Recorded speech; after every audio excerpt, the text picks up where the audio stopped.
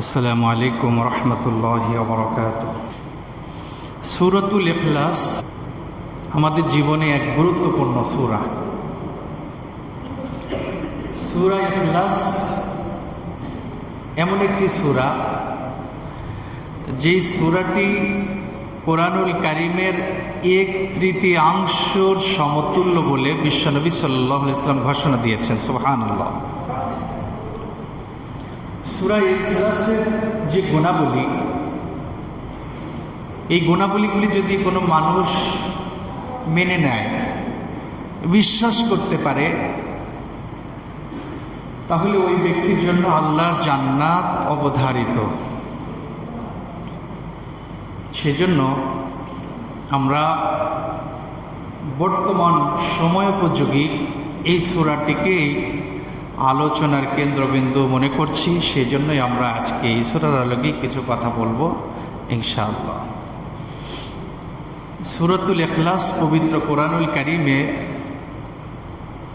মাসহাফে উসমানীর ভাষ্য মতে 112 নম্বর সূরা। সূরাটি অধিকাংশ মুফাসসিরিন কিরামের মত যে সূরাটি হচ্ছে মক্কায় অবতীর্ণ। এই সূরাটির আয়াত সংখ্যা হচ্ছে 4,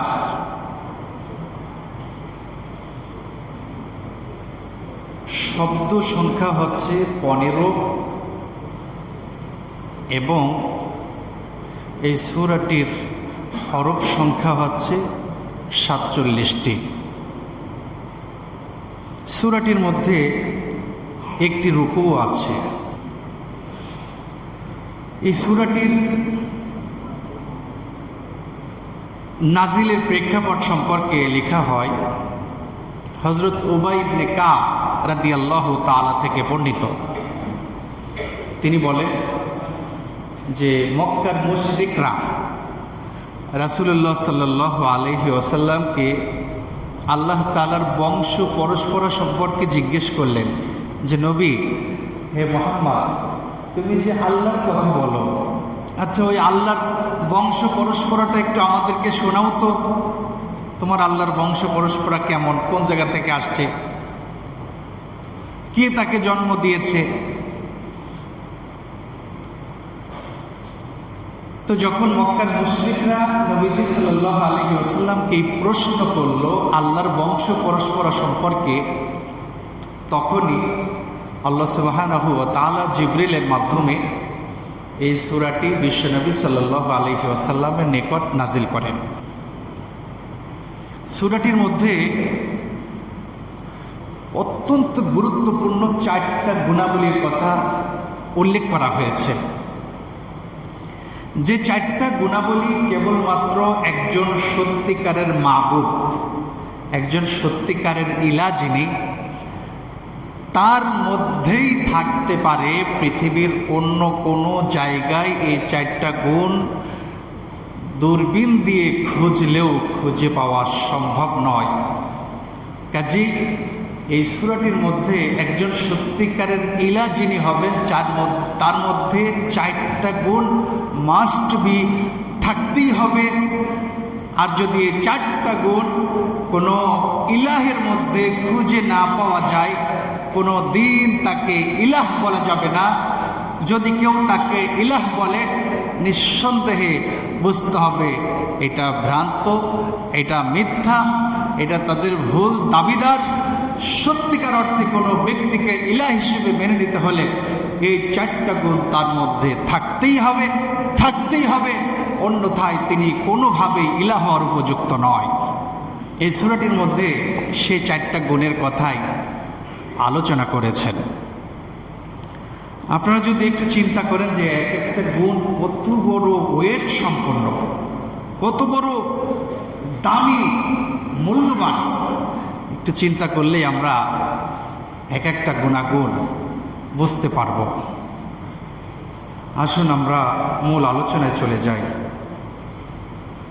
রব্বুল আলামিন পবিত্র কোরআনুল কারীমে সূরাতুল ইখলাসের মধ্যে এইভাবে বলছেন, কুল হুয়াল্লাহু আহাদ আল্লাহুস সামাদ লাম ইয়ালিদ ওয়া লাম ইউলাদ ওয়া লাম ইয়াকুল লাহু কুফুয়ান আহাদ।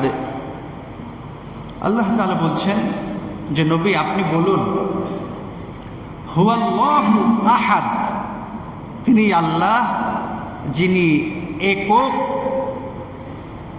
ও অদ্বিতীয়, যিনি একক অদ্বিতীয়। আল্লাহুস সামাদ, তিনি কারো কাছে মুখাপেক্ষী নন। লাম ইয়ালিদ, তার কোনো সন্তান সন্ততি নাই। ওয়ালাম ইউলাদ, এবং তিনিও কারো সন্তান নন। ওয়ালাম ইয়াকুল লাহু কুফুয়ান আহাদ, আর এই আসমানের নিচে জমিনের উপরে তার সমতুল্য, তার সমকক্ষ আর কেউ নাই। এই হলো সূরাটির বাংলা অনুবাদ। তো এই অনুবাদ থেকেই আমরা অনেকটা বুঝতে পারলাম যে এখানে কি কি গুণাগুণের কথা বলা হয়েছে। এক নম্বর যে গুণ সেটা হলো একজন সত্যিকারের মাবুদের 4টি গুণাগুণ থাকতেই হবে। এর মধ্যে এক নম্বর গুণ হবে যার ইবাদত করা হবে তিনি হবেন একক, যার কোনো অংশীদার থাকবে না। একক, যার কোনো অংশীদার থাকবে না। কুরআনুল কারীমে বহু জায়গায় আল্লাহ সুবহানাহু ওয়া তাআলা যে একক ইলাহ, একক রব, সেই কথাটি কুরআনুল কারীমে বিভিন্ন জায়গায় আল্লাহ সুবহানাহু ওয়া তাআলা আলোচনা করেছেন। প্রথমত আমরা যদি সূরাতুল ইউসুফের 40 নম্বর আয়াতে যাই, সূরা ইউসুফের 40 নম্বর আয়াতে আল্লাহ তাআলা বলছেন, মা তা'বুদুনা মিন দুনিহি ইল্লা আসমাআন সাম্মাইতুমুহা আনতুম ওয়া আবাউকুম মা আনজালাল্লাহু বিহা মিন সুলতান ইনিল হুকমু ইল্লা লিল্লাহ আমর আল্লা তা'বুদু ইল্লা ইয়্যাহ যালিকাদ-দীনুল কাইয়্যিম ওয়ালাকিন্না আকসারান-নাসি লা ইয়া'লামুন। রব্বুল আলামিন বলছেন, তাকে বাদ দিয়ে তোমরা যার ইবাদত করছো তা কতগুলো নাম ছাড়া আর কিছুই না, যে নামগুলো তোমরা এবং তোমাদের পূর্বপুরুষেরাই প্রদান করেছ। এই ব্যাপারে আল্লাহ তাআলা কোনো প্রমাণ নাজিল করেননি। আল্লাহ ছাড়া কোনো বিধানদাতা নেই। তিনি আদেশ করেছেন যে তোমরা তাকে ছাড়া আর কারো ইবাদত করবে না। এটাই সঠিক দিন, কিন্তু অধিকাংশ মানুষ এই ব্যাপারটি বোঝে না, এই ব্যাপারটি জানে না। তাহলে দেখুন যে বর্তমান যে সিচুয়েশন, বর্তমান যে সময়, সেই সময় সম্পর্কে আল্লাহ সুবহানাহু ওয়া তাআলা 1450 বছর আগে আমাদেরকে যে কুরআনুল কারীমে বাণী দিয়েছেন, বর্তমান সময়ের সাথে হুবহু মিলে যাচ্ছে।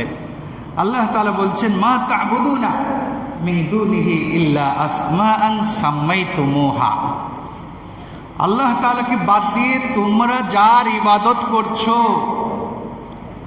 এগুলো তো কেবলমাত্র কিছু নামের ইবাদত তোমরা করছো, এবং সেই নামগুলি তোমরা নিজেরাই এবং তোমাদের পিতৃপুরুষ যারা আছে তারাই এই নামগুলি প্রদান করেছে। মা আনজালাল্লাহু বিহা মিন সুলতান, আল্লাহ তাআলা এই ব্যাপারে তোমাদের জন্য কোনো বিধান দেন নাই, কোনো বিধান নাজিল করেন নাই। ইনিল হুকমু ইল্লা লিল্লাহ, মনে রেখো বিধান কেবলমাত্র আল্লাহ তাআলারই, আইন কেবলমাত্র আল্লাহ তাআলারই, বিধান কেবলমাত্র আল্লাহ তাআলারই। আমারা আল্লাহ তা'বুদু ইল্লা ইয়্যাহ, আর তিনি তোমাদেরকে এই ব্যাপারে নির্দেশনা দিয়েছেন যে তিনি ছাড়া খবরদার আর কারো ইবাদত তোমরা করবে না। যালিকা দ্বীনুল কাইয়্যিম, এটাই তো সঠিক দিন। ওয়ালাকিন্না আকসারান নাসি লা ইয়ালামুন, কিন্তু দুঃখজনক বিষয় হলো তোমরা এই বিষয়টি অনেকেই বোঝো না, অনেকেই জানো না। আমরা যদি সূরাতুল বাকারার 255 নম্বর আয়াতের দিকে চলে যাই, যেটাকে কুরআনুল কারীমের সর্বশ্রেষ্ঠ আয়াত হিসেবে আল্লাহ সুবহানাহু ওয়া তাআলা আমাদের জন্য সাব্যস্ত করেছেন, যেটাকে আমরা আয়াতুল কুরসি বলি। এই আয়াতুল কুরসির দিকে একটু তাকান। রব্বুল আলামিন এখানে কি কথাগুলি বলেছেন? রব্বুল আলামিন বলেন, আল্লাহু লা ইলাহা ইল্লা হুয়াল হাইয়ুল কাইয়্যুম লা তাআখুযুহু সিনাতু ওয়ালা নাওম। আল্লাহু লা ইলাহা ইল্লাহু, তিনি আল্লাহ, যিনি ছাড়া কোনো ইলাহ নাই, যিনি ছাড়া কোনো আইনদাতা নাই, যিনি ছাড়া কোনো বিধানদাতা নাই, যিনি ছাড়া কোনো নিরঙ্কুশ ক্ষমতার মালিক তোমাদের জন্য নাই। আল হাইয়ুল কাইয়্যুম, তিনি তো চিরঞ্জীব এবং চিরস্থায়ী।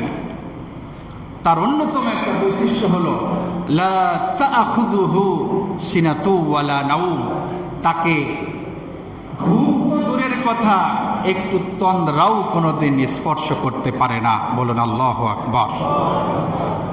কথাগুলির ওয়েট দেখেন। তিনিই আল্লাহ, যিনি ছাড়া তোমাদের জন্য কোনো ইলাহ নাই। ইলাহের অনেকগুলি অর্থ আছে।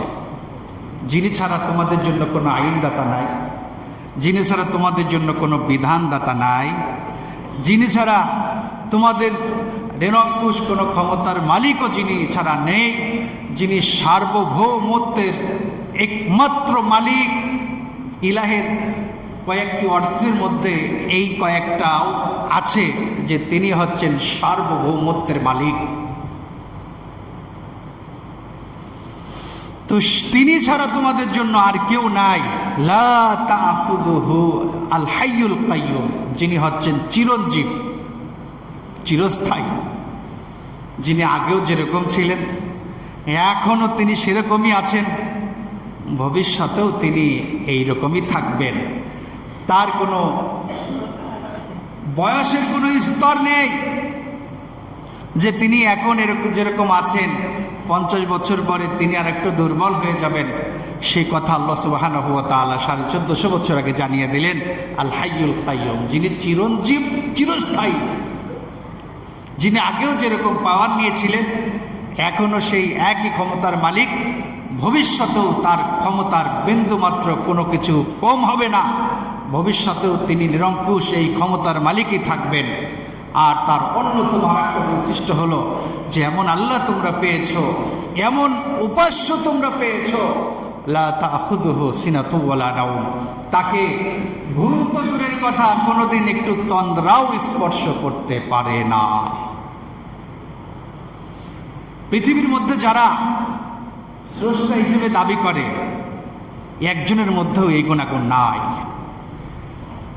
আমরা বা অন্য কোনো ধর্মাবলম্বী যদি কেউ যাদের উপাসনা তারা করে, সেই উপাস্যের মধ্যেও এই গুণাবলী কোনো দিন তারা খুঁজে পাবে না। আল্লাহ সুবহানাহু ওয়া তাআলার মধ্যে যেই গুণাবলী রয়েছে। এরপরে যদি আমরা সূরাতুল হাসরের একেবারে শেষের 3 আয়াত, আমরা আমাদের দেশের বেশিরভাগ মসজিদগুলোতে ফজরের নামাজের পরে লাউডলি আমাদের ইমাম সাহেবরা এই সূরা হাসরের শেষ 3টি আয়াত মুসল্লিদেরকে অনেক সময় শুনিয়ে থাকেন। বেশিরভাগ মসজিদে এই নিয়মটি জারি আছে। তো তিনারা একটু লাউডলি পড়ার সুবাদে আমাদের দেশের বেশিরভাগ মুসল্লিদের কাছে সূরাতুল হাসরের শেষ 3টি আয়াত খুবই পরিচিত। কিন্তু দুঃখজনক বিষয় হলো সূরা হাসরের শেষ 3টি আয়াতে আল্লাহ সুবহানাহু ওয়া তাআলার যে গুণাবলীর কথা উল্লেখ করা হয়েছে, আমরা এটা আজ পর্যন্ত কোনোদিন বাংলায়ও একটু জানার চেষ্টা করি নাই, আমরা বুঝিও না যে রব্বুল আলামিনের কত বড় গুণাবলীর কথা সূরা হাশরের শেষ 3টি আয়াতে উল্লেখ করা হয়েছে। আসুন আমরা একটু তিলাওয়াত করি। রব্বুল আলামিন বলছেন, হুয়াল্লাহুল্লাযী লা ইলাহা ইল্লাহু আলিমুল গায়বি ওয়াশ শাহাদাতি হুয়ার রহমানুর রহিম। রব্বুল আলামিন বলছেন, হুয়াল্লাহুল্লাযী লা ইলাহা ইল্লাহু, তিনি তো তোমাদের ইলাহ, যিনি ছাড়া আর কেউ তোমাদের জন্য ইলাহ হিসেবে নাই। আলিমুল গায়বি ওয়াশ শাহাদাতি হুয়ার রহমানুর রহিম, তিনি এমন ইলাহ যিনি দৃশ্য ও অদৃশ্য সব বিষয় সম্পর্কে যিনি জ্ঞান রাখেন। যা দেখা যায় আর যা দেখা যায় না সব বিষয়ে তিনি অবগত আছেন। হুয়ার রহমানুর রহিম, তিনি তো স্বভাবে পরম মেহেরবান, কর্মে পরম দয়াবান, তিনি রহমান এবং রাহিম। এরপরের আয়াতে আল্লাহ তাআলা আবার একই ইলাহের পরিচয় প্রথমে দিলেন, বলছেন হুয়াল্লাহুল্লাযী লা ইলাহা ইল্লাহু, তিনি আল্লাহ যিনি ছাড়া তোমাদের জন্য কোনো ইলাহ নাই। আল মালিকুল কুদ্দুসুস সালাম আল মুমিন আল মুহাইমিন আল আজিজ আল জব্বার আল মুতাকাব্বির সুবহানাল্লাহি আম্মা ইউশরিকুন। রব্বুল আলামিন বলছেন আল মুমিন আল মুহাইমিন আল আজিজ আল জব্বার আল মুতাকাব্বির। আল্লাহ তাআলা বলছেন তিনি আল্লাহ যিনি ছাড়া সত্যিকারের কোনো ইলাহ নাই। আল মালিক, যিনি হচ্ছেন বাদশাহ। আল মালিক আল কুদ্দুস, যিনি হচ্ছেন পবিত্র। আসসালাম, যিনি হচ্ছেন শান্তিদাতা। আল মুমিন, যিনি হচ্ছেন নিরাপত্তা দানকারী। আল মুহাইমিন, যিনি হচ্ছেন তোমাদের রক্ষক। আল আজিজ, যিনি হচ্ছেন পরাক্রমশালী। আল জব্বার, যিনি হচ্ছেন প্রবল শক্তিশালী। আল মুতাকাব্বির, যিনি হচ্ছেন মহিমান্বিত। সুবহানাল্লাহি আম্মা ইউশরিকুন, তারা যে বিষয়ে আল্লাহ তাআলার সাথে শরীক করে, অংশীদার করে, নিঃসন্দেহে আল্লাহ তাআলা ওই বিষয় থেকে পুত পবিত্র। তাহলে কথাগুলোর এক একটা ওয়েট দেখেন। তিনি আল্লাহ আল মালিকুল কুদ্দুসুস সালামুল মুমিনুল মুহাইমিনুল আজিজুল জব্বারুল মুতাকাব্বির, যিনি হচ্ছেন বাদশাহ, যিনি হচ্ছেন বাদশাহ, যিনি হচ্ছেন পুত পবিত্র, যিনি হচ্ছেন শান্তিদাতা, যিনি হচ্ছেন নিরাপত্তা দানকারী। আর তোমরা যে বিষয়ে রব্বুল আলামিনের সঙ্গে অংশীদার বানাও, আল্লাহ তাআলা জানিয়ে দিলেন ওই বিষয় থেকে তিনি অবশ্যই পবিত্র। এর পরের আয়াতে দেখুন আল্লাহ সুবহানাহু ওয়া তাআলা বলছেন, হুয়াল্লাহুল খালিক আল বারি আল মুসাব্বির লাহুল আসমাউল হুসনা। আল্লাহ তাআলা বলছেন তিনি আল্লাহ আল খালিক, যিনি হচ্ছেন সৃষ্টিকারী। আল বারি, যিনি হচ্ছেন উদ্ভাবনকারী। আল মুসাব্বির, এবং যিনি হচ্ছেন তোমাদের আকৃতি দানকারী। এক একটা কথা যদি ব্যাখ্যা করা হয় কত লম্বা হবে তার ব্যাখ্যাগুলি। আমি শুধু শব্দার্থগুলি বলছি যে আল খালিক, যিনি হচ্ছেন স্রষ্টা। আল বারিও, যিনি হচ্ছেন উদ্ভাবক।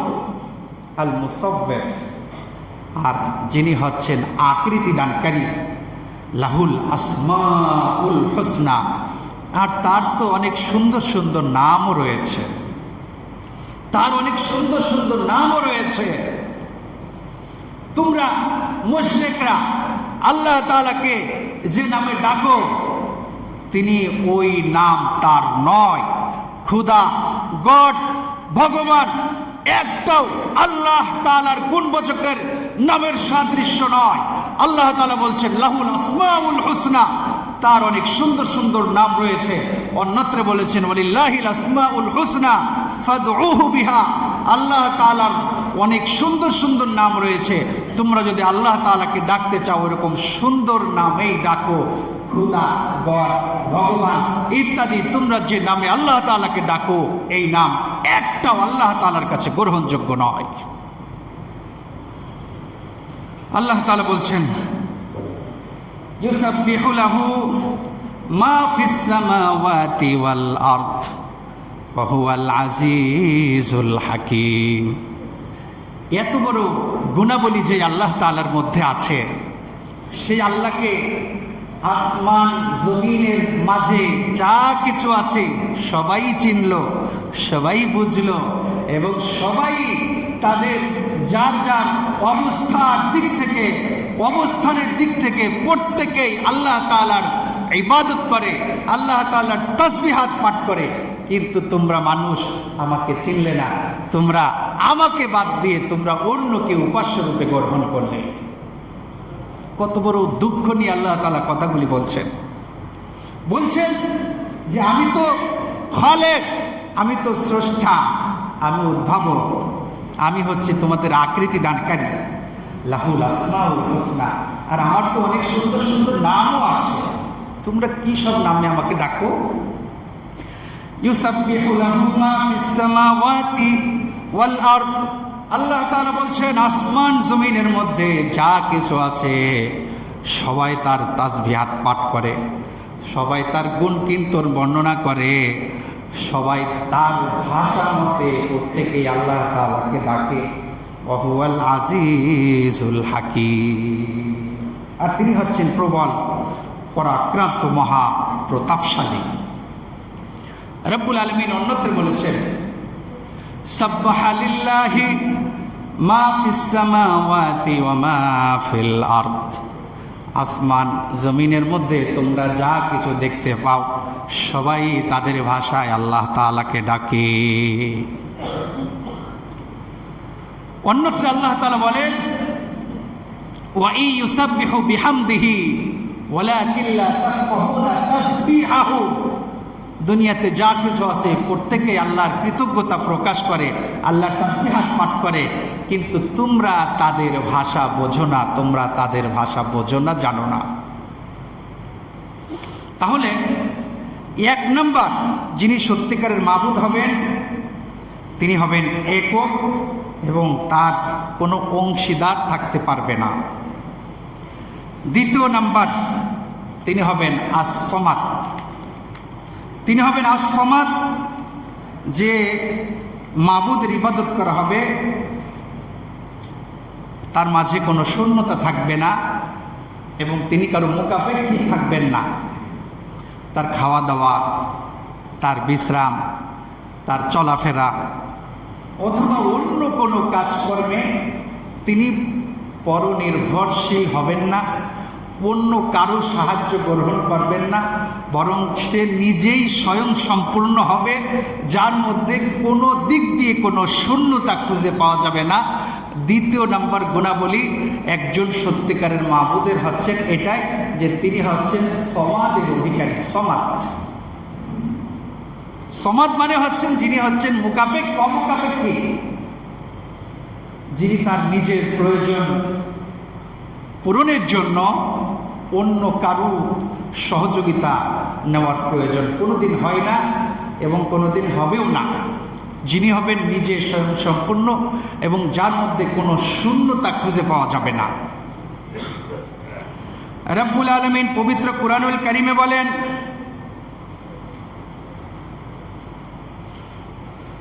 বাদিউস সামাওয়াতি ওয়াল আরদি আন্না ইয়াকুনু লাহু ওয়ালাদ ওয়া লাম তাকুল লাহু সাহিবা ওয়া খালাকা কুল্লা শাইইন ওয়া হুয়া বিকুল্লি শাইইন আলীম।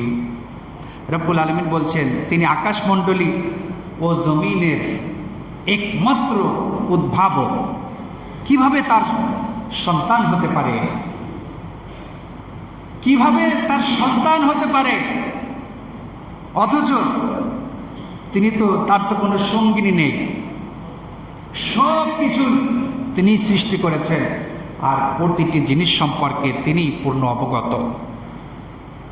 তার মানে হলো এখানে আল্লাহ সুবহানাহু ওয়া তাআলা অন্য ধর্মের লোকদের কিছু কাজকর্ম তুলে ধরেছেন। যেমন খ্রিস্টানরা তারা বলে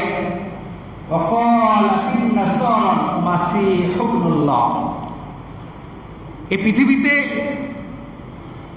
যত ধর্মের লোকজন আছে এর মধ্যে খ্রিস্ট ধর্মের লোক যারা, তারা আল্লাহ সম্পর্কে এরকম একটা অপবাদ দেয় যে ঈসা আলাইহিস সালাতু ওয়াস সালাম হচ্ছেন আল্লাহর পুত্র। বলুন নাউযুবিল্লাহ।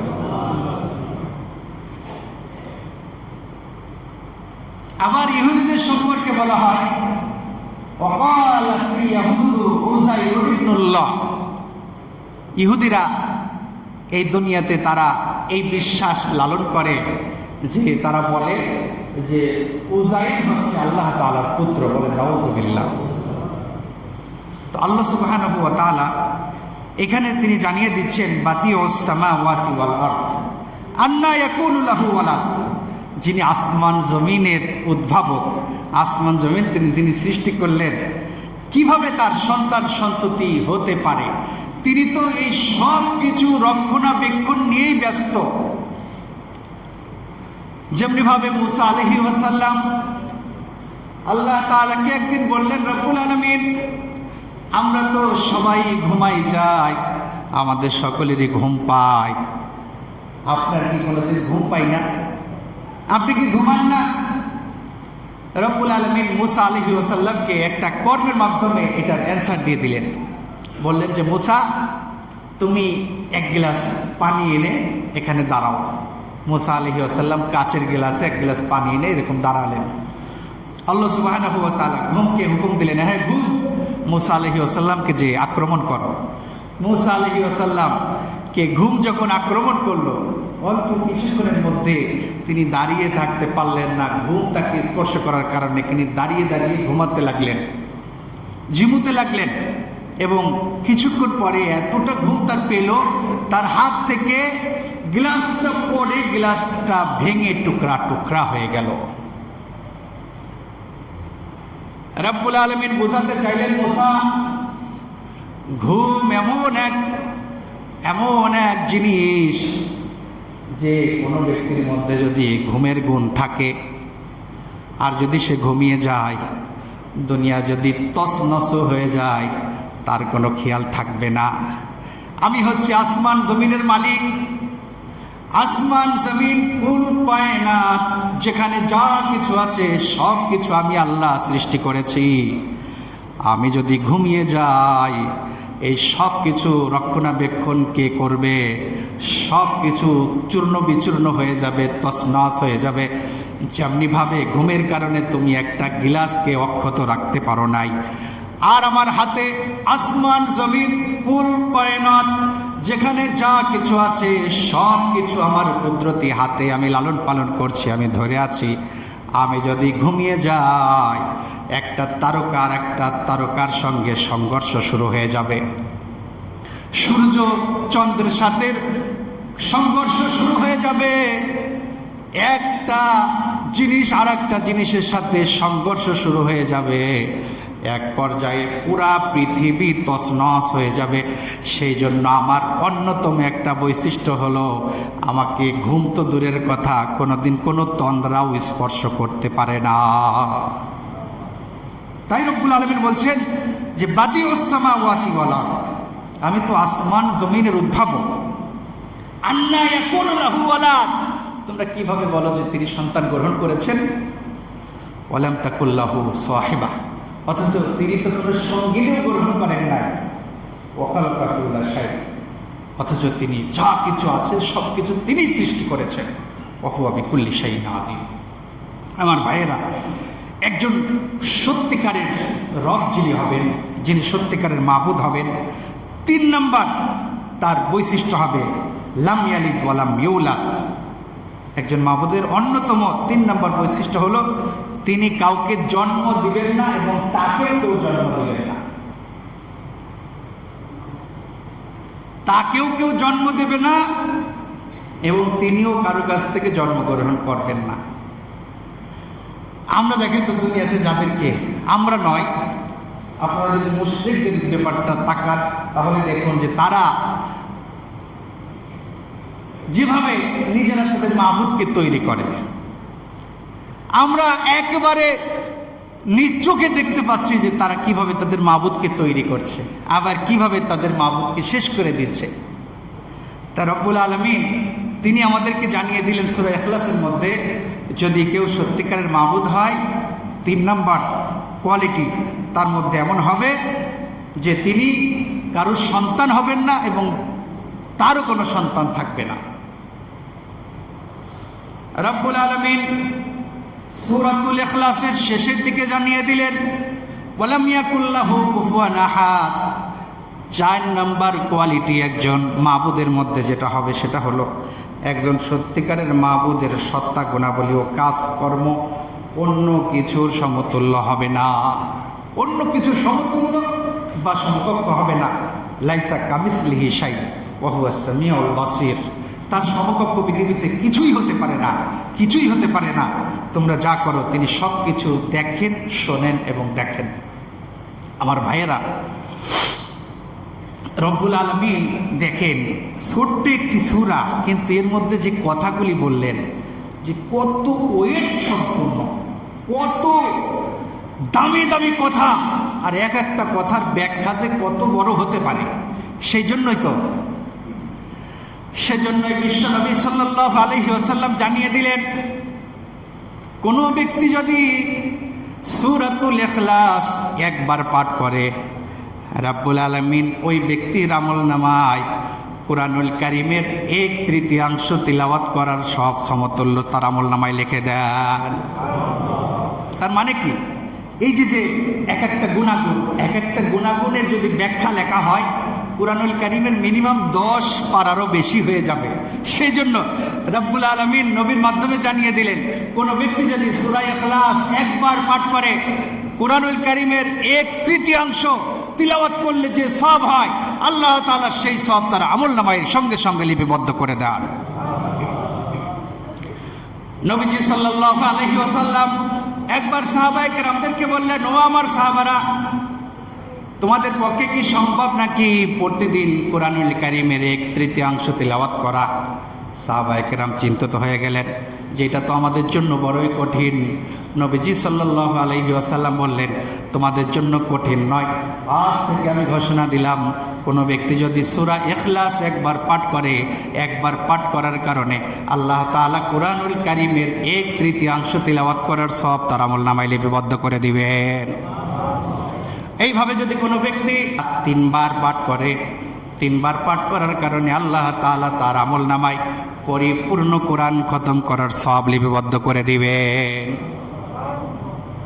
আম্মা জান আয়েশা রাদিয়াল্লাহু তাআলা থেকে বর্ণিত, তিনি বলেন, নবীজি সাল্লাল্লাহু আলাইহি ওয়াসাল্লাম একটা সাহাবায়ে কেরামদের একটা দলকে কোনো এক জায়গায় প্রেরণ করলেন এবং তাদের দলের মধ্যে একজন দলনেতা নির্বাচিত করে দিলেন।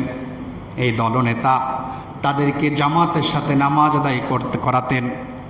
সেই দলনেতা যখন নামাজ আদায় করতেন, প্রত্যেক নামাজে তিনি সূরা ইখলাস তেলাওয়াত করতেন। এমন কোনো নামাজ ছিল না যে নামাজের শেষ রাকাতে তিনি সূরা ইখলাস তেলাওয়াত করতেন না। সাহাবায়ে কেরাম যখন নবীজির দরবারে ফিরে আসলেন, নবীজি সাল্লাল্লাহু আলাইহি ওয়াসাল্লামের সামনে সাহাবায়ে কেরাম আলোচনা করছেন, ইয়া রাসূলুল্লাহ, আপনি আমাদের যে দলনেতা নির্বাচিত করে দিয়েছেন, এই দলনেতা আমাদের জামাতের সাথে নামাজ আদায় করাতেন। আমরা দেখেছি প্রত্যেক নামাজেই তিনি সূরা ইখলাস দিয়ে নামাজ শেষ করতেন। নবীজি সাল্লাল্লাহু আলাইহি ওয়াসাল্লাম বললেন, তাকে জিজ্ঞেস করার কারণ কি? তাকে জিজ্ঞেস করা হলো, দলনেতা বললেন, ইয়া রাসূলুল্লাহ, সূরা ইখলাস আমার খুব ভালো লাগে। সূরা ইখলাসের মধ্যে রব্বুল আলামিনের এত দামি দামি গুণাবলী বর্ণনা করা হয়েছে, আমার খুব ভালো লাগে। এই জন্য প্রত্যেক নামাজে আমি সূরা ইখলাস তিলাওয়াত করি। নবীজি সাল্লাল্লাহু আলাইহি ওয়াসাল্লাম সেই সমস্ত অভিযোগকারী সাহাবীদের সামনে জানিয়ে দিলেন, ও আমার সাহাবীরা, তোমাদেরকে সাক্ষী রেখে আমি ওই দলনেতাকে জানিয়ে দিলাম, তুমি যেমনি ভাবে সূরা ইখলাসকে ভালোবাসো, আর সে আজিমের মালিক আল্লাহ তাআলাও তোমাকে ভালোবাসে। আরেকজন গ্রাম্য লোক বিশ্বনবী সাল্লাল্লাহু আলাইহি ওয়াসাল্লামের কাছে আসলেন, এসে বললেন, ইয়া রাসূলুল্লাহ, আমি সূরা ইখলাসকে ভালোবাসি। সূরা ইখলাসের মধ্যে রব্বুল আলামিনের এত দামি দামি গুণাবলী বর্ণনা করা হয়েছে, আমার খুব ভালো লাগে এবং সূরা ইখলাসকে আমি অনেক বেশি ভালোবাসি। নবীজি সাল্লাল্লাহু আলাইহি ওয়াসাল্লাম তাকে জানিয়ে দিলেন, তুমি যে সূরা ইখলাসকে ভালোবাসো, এই ভালোবাসাই তোমাকে আল্লাহ তাআলার জান্নাতে নিয়ে যাবে। আমার ভাইয়েরা, সূরা ইখলাসের মধ্যে একজন সত্যিকারের রব, একজন সত্যিকারের আল্লাহ কেমন হবেন সেই বর্ণনা আমাদেরকে দেওয়া হলো। আর আমরা যেই মালিকের ইবাদত করি কেবলমাত্র তার মধ্যে এই গুণাবলী আছে, বলুন সুবহানাল্লাহ।